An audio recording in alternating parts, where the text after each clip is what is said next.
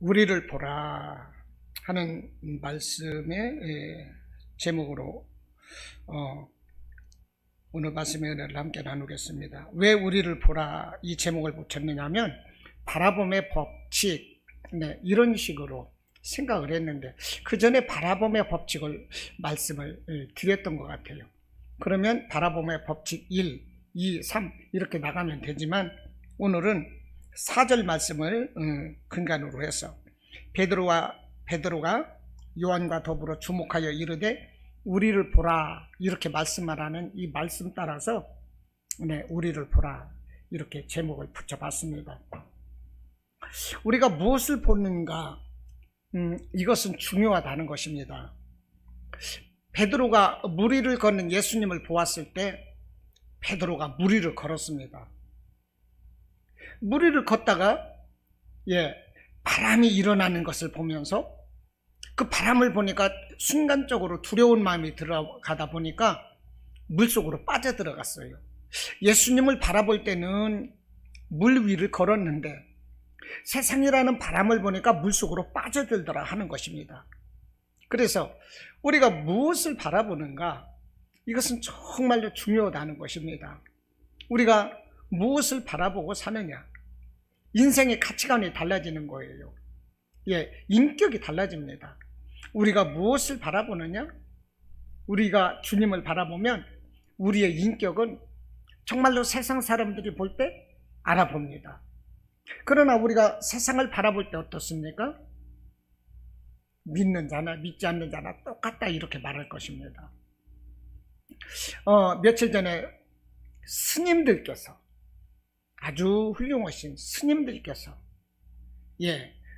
머리를 깨끗하게 율브리너처럼 빡빡 밀은 스님들 8분이 소주잔을 기울이는 모습이 TV에 나오지 않았습니까? 요즘 식당에서 몇 명 이상 모이면 안 되잖아요. 그런데 스님 8분이 소주잔을 기울이고 소주병이 여러 병 그 앞에 앉아있고 그것이 TV에 나오고 신문에 나왔습니다. 그게 참 스님들이 그런 일이 나왔는데 그게 스님의 모습 뿐이겠습니까?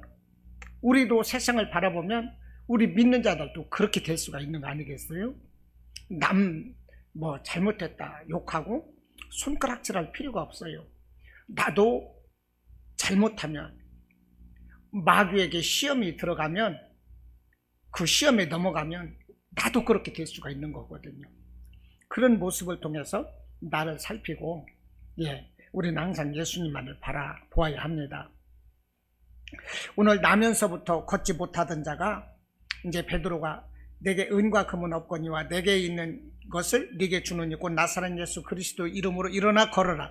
그러면서 그 손목을 잡아 일으킬 때 그가 발과 발목에 힘을 넣고 뛰어서서 걸으며 성전으로 들어가 하나님을 찬양하고 그러면서 이 사람을 통해서 믿는 남자의 수가 또 5,000명이 더해졌거든요.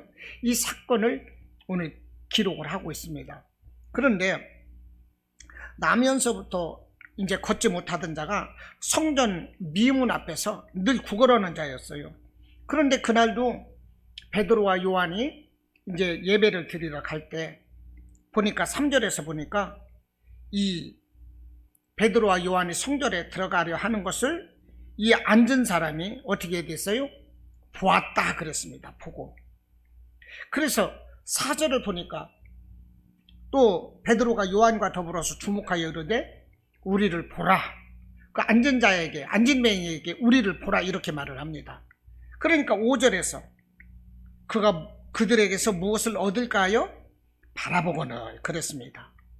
3절에서 앉은 자가 보고 베드로가 4절에서 보라 말했고 5절에서 앉은 자가 바라보았다 이것입니다. 그럴 때 베드로의 기도를 통해서 그 앉아있는 자 40세가 되도록 평생 걷지 못하던 앉은 맹이가 벌떡 일어섰다는 거예요. 이것이 무엇입니까? 바라봄의 축복이라는 것입니다. 할렐루야.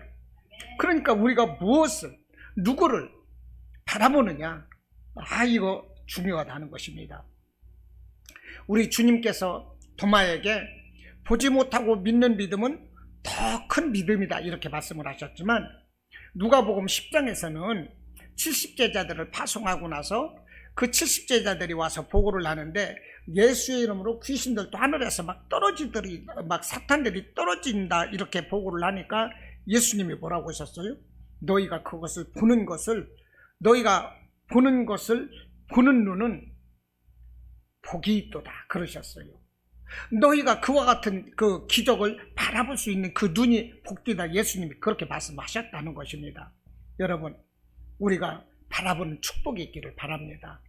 우리 예수님을 바라보는 축복, 기대감에 젖어서 사모하면서 정말로 말씀을 바라보는 축복, 은혜를 사모하는 축복, 이런 복이 있기를 바랍니다. 오늘 3장 1절에서 제9시 기도 시간에 그랬어요. 제9시 기도 시간에 이 유대인들의 시간에다가 오늘날의 시간은 6시간을 더 보태야 됩니다. 그러니까 이 9시라는 것은 오늘날로 말하면 오후 3시인 거죠. 오후 3시.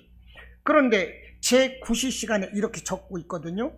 시간과 장소가 정확하게 적혀 있습니다. 성전 미문이에요. 장소는. 시간은 제9시입니다.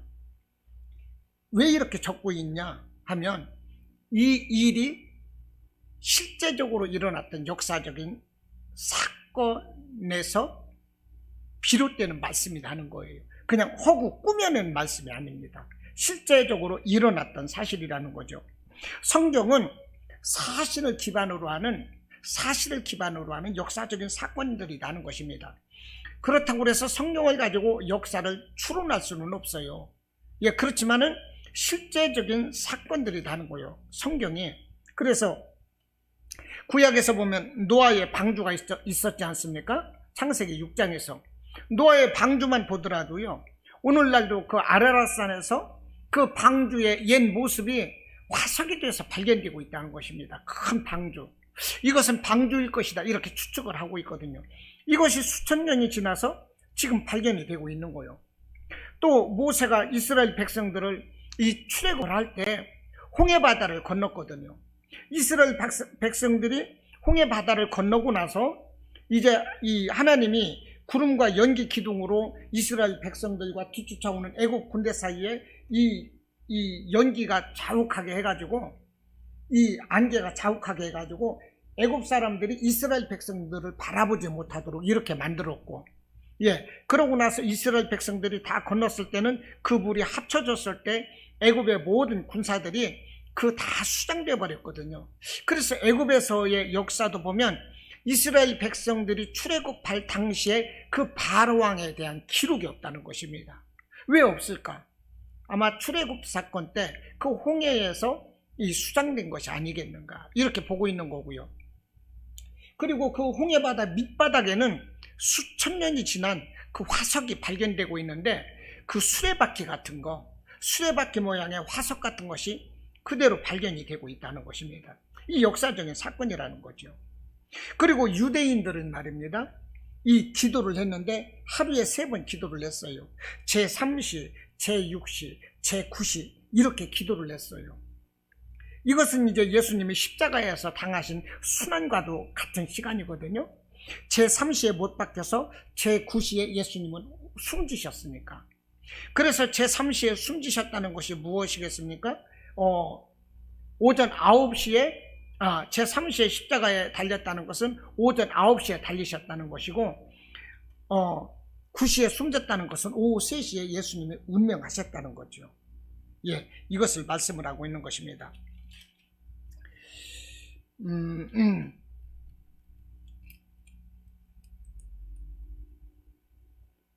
또 제가 갑자기 생각나는 게 하나가 있는데, 지금 이제 그 사도행전 2장에서 사도들이 성령을 받고 지중해 16개국 그 지중해 연안에 16개 나라 말로 방언을 할 때 이 사람들이 이게 어찌 된 것이냐, 이 사람들이 술이 취한 것이냐, 어떤 사람들이 이렇게 비웃고 조롱을 할 때 베드로가 이 성령이 충만해서 설교하기를 사도행전 2장 15절에서 보니까 때가 제3시니 너희 생각과 같이 이 사람들이 취한 것이 아니니라 이렇게 말을 하고 있거든요. 제3시가 뭐겠습니까? 기도하는 그때였다는 것입니다. 유대인들은 제3시, 제6시, 제9시를 구별해서 기도 시간으로 정해놓았어요. 그래서 이제 그 오후 3시경에 제9시에 오늘 제9시라고 하지 않습니까? 3장 1절에서 하루 3번 기도 중에서 마지막 기도 시간에 성전으로 베드로와 요한이 기도하러 올라갈 때 오늘 이렇게 안진뱅이를 만나서 이렇게 고쳐주었다는 것입니다. 그런데 유대인들이 기도 시간을 정해놨을 때 유대인들은 허세를 좋아했어요. 누가복음에서 보면 우리 예수님이 뭐라고 하십니까? 이 바리새인과 세리의 기도를 비유로 들으면서 바리새인의 기도는 하나님이 받질 않으셨고 세리의 기도를 받으셨다고 그랬잖아요. 그 바리새인의 그 사거리 길 어귀에 서서 기도했던 거, 이것이 무엇입니까? 기도 시간인 거거든요. 기도 시간. 유대인들은 이렇게 이 기도 시간을 정해놓고 형식에 매여서 기도하는 경향도 많았습니다. 그런데 이 초대교회 때 예수 그리스도의 제자들, 이 사도들, 이 그리스도인들은 진심으로 기도했다는 것입니다. 유대인들이 정해놓았던 그 기도의 좋은 전통을 따라서 형식상이 아니라 진심으로 기도했다는 거예요. 진심으로. 그래서 사도행전 2장 5절에서도 이런 말씀을 합니다. 그때의 경건한 유대인들이 천하 각국으로부터 와서 예루살렘에 머물러 있더니, 예루살렘에 왜 머물러 있을까요? 예루살렘에 성전이 있거든요. 천하 각국에서 예루살렘 성전으로 와서 머물러 있다는 것은 기도하려고 유대인들이 모였다는 거예요. 이렇게 유대인들에게는 하루 3번 기도하는 전통이 있었는데 형식에 치우치는 경우도 많았지만 그리스도인들은 정말로 뜨겁게 진심으로 기도했었다는 거예요. 이렇게 기도하다 보니까 오순절날 성령을 받고 2장 42절에서도 뭐라고 합니까? 사도의 가르침을 받아 서로 교제하고 떡을 떼며 오로지 기도하기를 힘쓰니라. 이 사람들은 막 진심이었어요. 진심으로. 예. 그러니까 이게 이 오늘 사도행전 3장에서도 앉은 자가 이 고침을 받는 이 사건은 제9시 기도 시간에 일어난 사건이거든요. 그러니까 중요한 것이 무엇입니까? 기도하라 하는 거예요. 기도는 하늘문을 여는 능력이 있다는 것입니다. 믿으십니까? 여러분, 우리 교회에 들어올 때 번호를 콕콕콕콕 누르면 문이 열려요. 이게 열쇠입니다. 이게 옛날에는 다 열쇠였거든요. 하늘문은 뭘로 열어야 돼요? 기도로 열어야 돼요. 기도로. 예, 꼬챙이 가지고 막 쑤신다고 해서 열리는 게 아닙니다. 번호를 누른다고 해서 열리는 게 아니에요. 기도로 여는 거예요. 기도. 예, 우리가 기도하면 하늘문이 열립니다. 기도 시간에는 정말로 말할 수 없는 기적들이 일어나는 거예요. 기도를 통해서 이런 기적을 체험할 수 있기를 바랍니다. 사실 우리가 이 세상에서 할 수 있는 것이 무엇이겠습니까? 저는 아무것도 없어요. 제가 미련하고 능력이 없어 그런지 모르겠는데 저는 정말 자신 있게 말할 수 있는 것이 아무것도 없습니다. 오직 믿음, 오직 기도. 이거예요. 기도. 기도밖에 없어요. 우리 순복음은요, 첫째가 오직 성령, 그 다음에 오직 말씀입니다. 그런데 저는 장로교 출신이거든요. 순복음의 신학교를 들어가기 전에 장로교에서 자랐고, 장로교에서 크루스웨이라든지 뭐 사형리를 옛날에 서건태 목사님이 이제 침례교단 고신 이렇게 했던 신령리라든지 뭐 이런 교재를 통해서 성경 공부를 굉장히 많이 했었어요. 신학교에 가니까 오히려 시시할 정도더라고. 평신도 때 성경 공부를 많이 해가지고. 그런데 그런 이 사상이 있다 보니까 순복음에 가다 보니까 오직 성령인 거예요. 그래서 아니 말씀이 있고 나서 성령이지 말씀을 모르고 나서 어떻게 성령을 말할 수가 있습니까? 늘 그랬거든요. 그런데 이 사람들이 오죽했으면 성령이었을까? 오순절 교단은 성령인 거거든요. 예, 정말 말씀이 있을지라도 성령이 없으면 그 말씀이 역사제를 못해요. 화약을 가지고 있을지라도 화약에 불을 붙여야만이 터져버리는 거거든요. 이 성령이 그와 같은 능력이 있다는 거예요. 성령이 있어야 되는 것입니다. 3장 1절에서 다시 보면 성전에 올라갈세, 제9시 기도 시간에 베드로와 요한이 성전에 올라갈세, 이 올라갈세라는 것은 위로 간다 이런 뜻입니다. 그런데 성전에 올라갈세, 왜 성전에 올라간다고 그럴까요? 이 성전이 우리 교회가 3층인데 1층에서 3층까지 걸어 올라오듯이 성전이 높은 계단 위에 지어져서 성전에 올라간다고 말하는 걸까요? 아니면 성전이 산꼭대기라든지 높은 지대 위에 세워졌기 때문에 성전에 올라간다 이렇게 말하는 걸까요? 그렇지 않습니다. 성전에 올라간다는 것은 어떤 지대가 높다든지 지형적인 표면적인 이런 것을 말하는 것이 아니라 특별하고 거룩한 장소인 것을 강조하는 의미다 하는 거예요. 이해가 되십니까? 성전은 특별하고 거룩한 장소다 하는 것입니다. 그래서 우리가 사도행전 보고 있는데 사도행전 11장 2절에서도 무슨 말씀을 하느냐면 베드로가 예루살렘에 올라갈 때에 이렇게 말을 해요. 베드로가 예루살렘으로 돌아올 때에 그것을 올라간다라고 표현하고 있어요. 왜냐? 예루살렘에 성전이 있기 때문에. 이렇게 성전은 거룩하고 특별한 장소다 이런 것을 말하는 것입니다. 요한복음 7장 14절에서도 이 말씀을 하기를 예수께서 성전에 올라가서 가르치시더니, 성전에 가시는 건 성전에 올라가신다고 말해요. 누가복음 18장 10절에서도 말씀을 합니다. 예수님 말씀인데 두 사람이 기도하러 성전에 올라가니, 예수님이 바리새인과 세리의 비유를 들어서 말씀을 하기를 두 사람이 기도하러 성전에 올라가니, 성전을 이렇게 올라간다고 말을 하고 있는 거예요. 이렇게 특별하고 거룩한 것이 성전이라는 것입니다.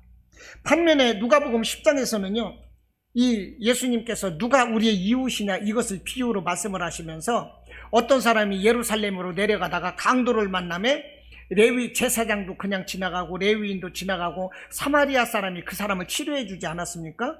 그러면서 진정한 이웃이 누구냐? 사마리아 사람이다. 이것을 말씀을 하실 때 예수님은 이렇게 말씀을 하십니다. 어떤 사람이 예루살렘에서 여리고로 내려가다가 강도를 만나네. 여기서 예루살렘에서 여리고로 내려가다 강도를 만났대요. 예루살렘이 높고 여리고가 얕은 지역에서 있어서 그런 것이 아니라 예루살렘의 성전을 이렇게 특별하게 이렇게 말씀을 하고 있는 것입니다. 실제적으로는 여리고가요 더 높은 지역이라고 그러는 것 같았어요. 제가 여행을 가야 되는데 정말로 또 다른 목사님이 그러시더라고. 빚을 내서라도 가야지, 그렇지 않으면 평생 못 갑니다. 제가 신학교 다닐 때, 충신대 다닐 때 한세대 목대원이라든지 순복음 대학원 대학교라든지 다른 사람들은 다 그때마다 성지순례를 가는데요, 저는요 못 갔어요. 시간이 없어서. 그때 갔어야 되는데. 그런데 가서 보면 아무것도 아닌 것 같을지라도 실제적인 사건을 접하게 되면서 인식이 달라진다는 거죠. 그냥 우리나라 그냥 논뚝 같고 밭뚝 같고 이런 허물어진 모습일지라도 실제적인 사건이 존재하는 그 역사적인 그런 발자취를 보는 거거든요. 보는 것과 안 보는 거는 다릅니다. 그런데 저는 못 갔다 왔어요.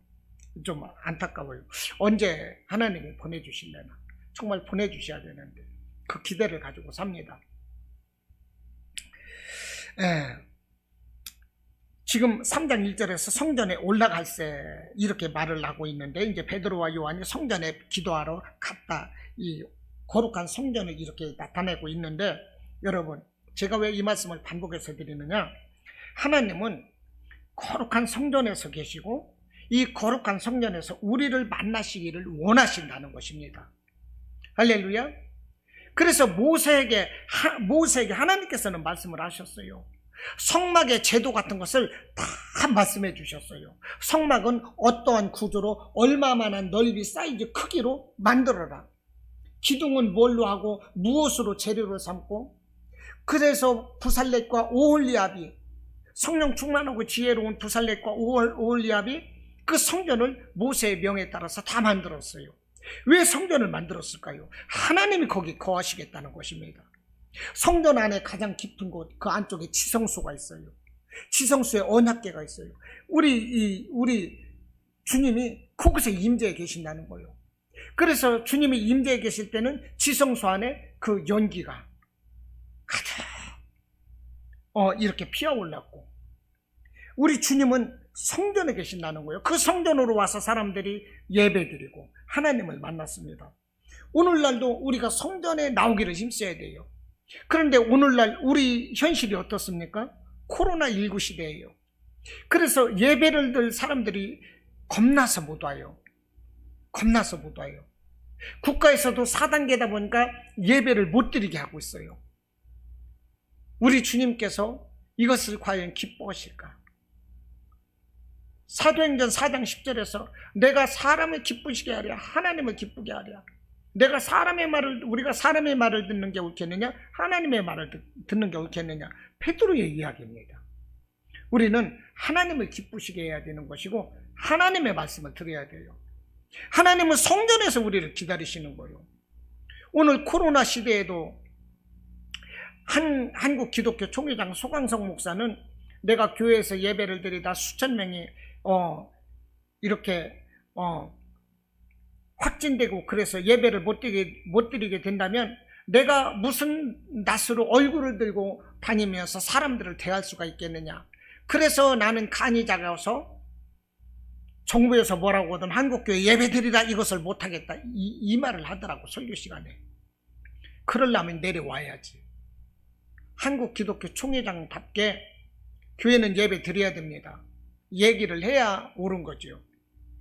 백화점에서는 수천 명씩 왔다 갔다 해도 말 한마디 안 하고, 홈플러스, 롯데마트, 이마트 전혀 규제하지 않아요. 극장도 한 자리씩 떼어놓고 다 앉아서 예배드려요. 문이 다 닫혔습니다. 교회는 다 창문도 열어서 평소에 환기하고 뚝뚝뚝뚝 떨어져 앉고, 그런데도 교회는 예배를 드리지 말래요? 식당에 가서 보면 다닥다닥 붙어 앉아가지고 숟가락을 갖다가 찌개 그릇 안에다가 놓고서 서로가 같이 퍼먹어. 그런데 식당은 규제하지 않아요. 그러면서 한국 교회만 예배드리지 말래요. 그러면 기독교 총회장 같으면 그것을 항의를 해야 됩니까? 안 해야 됩니까? 당연히 해야죠. 그 소강석이가 그 얘기를 항의를 않는 거예요. 이 소강석이는 옛날부터 문제가 있어요. 이 사람이. 기뻐하지 않으십니다. 하나님은 성전에서 모이기를 힘쓰시고 만나시기를 원하는 거예요. 코로나 때문에 우리가 예배를 안 나온다는 것은 하나님이 절대로 기뻐하시지 않으십니다. 하나님은 누구를 복주시겠습니까? 정말로 예배하는 자를 하나님 기뻐하시고 복주시는 건 당연한 거예요. 오늘 2절에서 보면 이제 나면서 못 걷게 된 이를 사람들이 메고 와서 성전 앞에다 두었습니다. 이 사람이 구걸을 하고 있는 거예요. 나면서부터 못 걷게 된 이를 이렇게 말을 합니다. 근데 이 사람이 사도행전 4장 22절 보면 그의 나이가 40세라고 말합니다. 그러니까 태어나자마자 걷지 못했고, 하기야 저도 태어나서 걷지 못했어요. 그냥 겨다녔어. 한 살 돼서 섰다고 그러더라고. 옛날엔 그랬습니다. 웃자고 하는 얘기고, 태어나서 40이 되도록 걷지 못했으니까 이건 불치병 아닙니까? 정상적인 활동이 불가능한 거예요. 이 사람을 고쳤어요. 그런데 여기서 저는 이 나면서부터 걷지 못하고 불치병이었던 이 사람의 모습을 보면서 걷는다 생각하고 있는 우리들의 모습은 어떨까? 나의 모습은 어떨까? 이것을 생각해 봤어요. 나는 걷는다 생각하지만 나는 하나님 앞에서 얼마나 믿음의 길을 걷고 있는가? 하나님이 기뻐하는 삶을 살아가고 있는가? 정도를 걷고 있는가? 빛과 소금에 대해서 그런 신자다운 그 신자의 삶의 길을 걸어가고 있는가? 만약에 그렇지 못하다고 보면 나 또한, 우리 또한 걷지 못하는 안진뱅이에 불과한 거 아니겠습니까? 여러분, 내 모습을 살필 때 그것이 축복이 됩니다. 병든 사람이 자기 병을 고치는 건요, 자기가 무슨 병에 걸렸는지를 인식할 때 그 병이 고쳐진대요. 아, 나는 이런 병이 걸렸어. 이것을 알면 고칠 수가 있어요. 그런데 나는 이 병이 걸린지를 모를 때 절대로 못 고칩니다. 남들은 당신 이 병에 걸렸어. 그래도 자기가 그 병에 걸린지를 모르고 그냥 대수롭지 않게 여기면 어떻게 되겠어요? 악화되는 거죠. 내가 나의 모습이 얼마나 죄인인가 하나님 앞에서, 내가 하나님을 얼마나 슬프게 하고 하나님 앞에서 한 명 미달인가, 정말 이것을 살펴야 돼요. 그러면 내 인생은 정말로 변화되는 인생, 발전하는 인생, 하나님 기뻐하시는 하나님과 동역자의 삶을, 그런 삶을, 우리가 발전하는 삶을 살아갈 수 있을 것입니다. 3절에서 이 나면서 안전뱅이가 이 베드로와 요한이 성전에 예배 드리러 가는 것을 보면서 구걸냈답니다. 예, 구걸냈대요. 그런데 보십시오. 성전이 어떤 곳입니까? 하나님을 만나는 곳이에요. 하나님 만나고 하나님께서 주시는 생명을 부여받는 곳이 성전 아니겠어요? 우리가 지금 이 말씀을 통해서 우리가 얻는 것이 무엇입니까? 생명을 얻는 거예요. 그리고 천국 가는 거예요. 그리고 부차적으로 우리가 범사가 잘 되는 복도 주시고 건강도 주시는 거거든요. 예, 첫째는 생명인 거예요. 천국인 거예요. 그런데 지금 이 안진뱅이가 얻는 것이 무엇입니까? 돈 몇 푼을 구걸하고 있다는 것입니다. 돈 몇 푼. 여러분, 우리가 성전에 나올 때는요, 생명을 얻기 위해서 나오는 거예요. 생명을 얻고 천국 가기 위해서 우리가 예수님 믿는 거예요. 그런데 우리 믿음의 사람들의 그 정신이 어떻습니까? 물질 만능주의에 빠져버렸어요. 내가 이렇게 하면 내가 부자가 될 수 있겠지. 가난을 면할 수 있겠지. 내가 이렇게 믿으면 우리 자녀가 잘 될 수 있겠지. 이런 마음으로 예수를 믿는다, 이것입니다. 지금 남에서부터 안진뱅이가 성전 미문에 앉아서 베드로와 요한을 보면서 몇 푼 얻을 수 있을까 해서 구걸하고 있는 거예요. 아, 성전에 들어가서 예배를 드리고 생명을 얻고 천국을 얻어야지. 그런데 우리들도 그렇지 않느냐 하는 것입니다. 진짜 우리가 물질 만능주의에 찌들어서 가시적으로 보이는 세상만을 우리가 구하면서 살아가고 있지 않느냐 하는 거예요. 우리들의 모습 아닙니까? 내 모습 아닙니까? 정말 안타까울 따름입니다. 정말 나는 아니라고 말할 수 있을까? 나는 아닙니다. 당당하게 말할 수 있다면 그것은 하나님의 축복입니다. 어떤 할머니가 그랬답니다. 할머니, 이제 돌아가시면 이제 천국 가셔야지요? 천국 가시는 거 믿으시지요? 그랬더니 아이고, 나야 뭐 다 늙었는데 뭐 바랄 거 있까? 우리 자식들이나 잘 되면 그만이지. 그러더라는 거예요. 도대체가 자기가 예수를 믿었으면 자기가 천국 가야 되는 것이지, 나야 뭐 바랄까 있간 우리 자식들이나 잘 되라고 믿는 거지.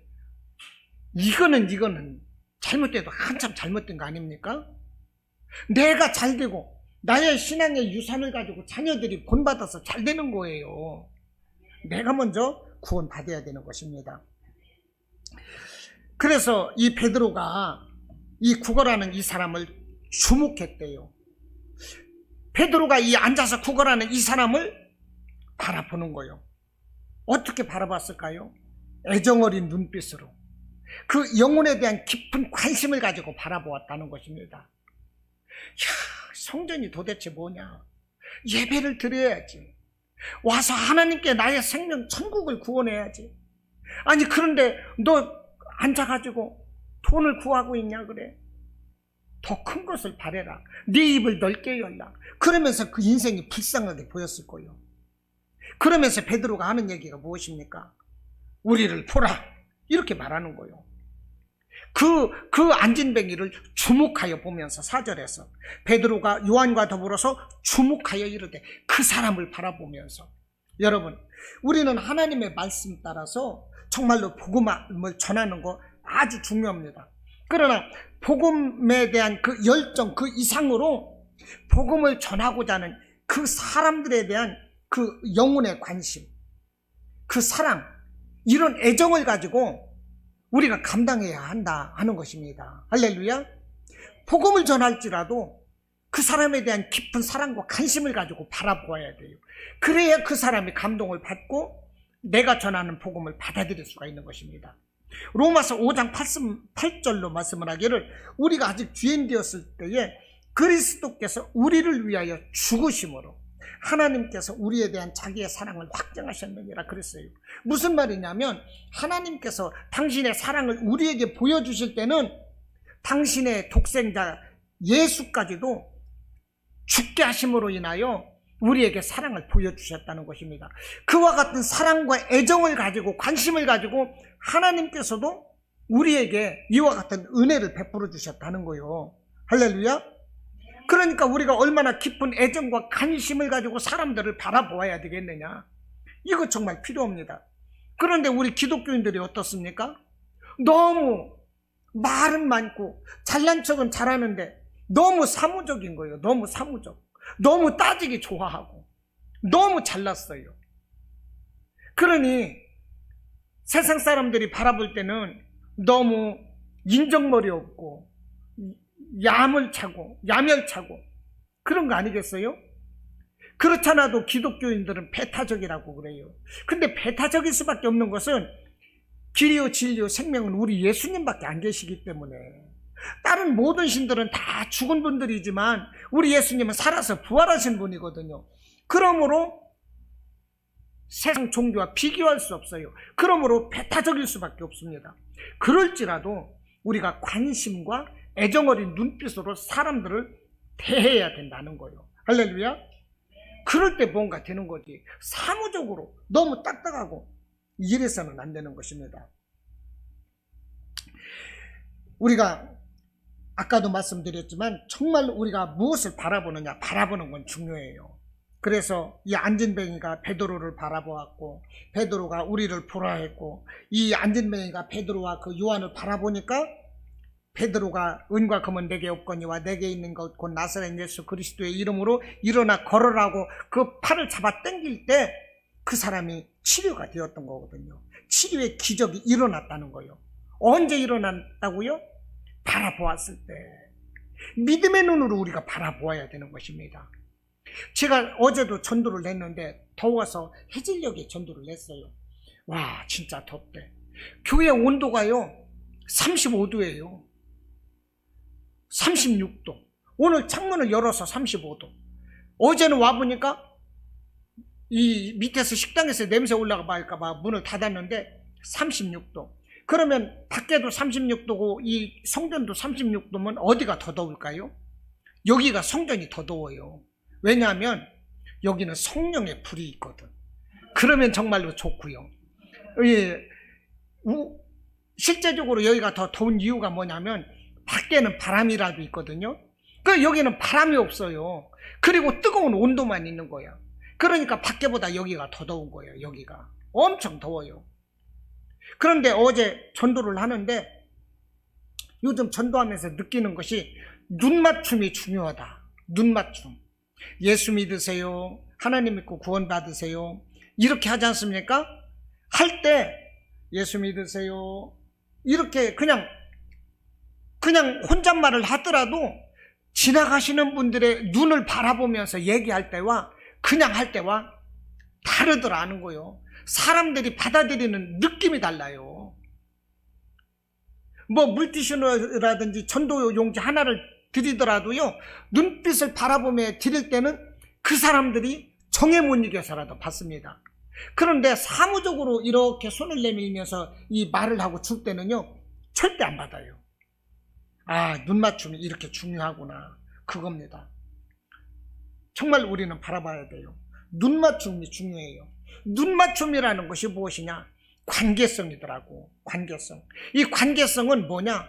손으로 만지는 감촉도 중요하지만 바라보는 것이 중요하다 이 말이에요. 그래서 그런 말이 있잖아요. 제 눈의 안경이라.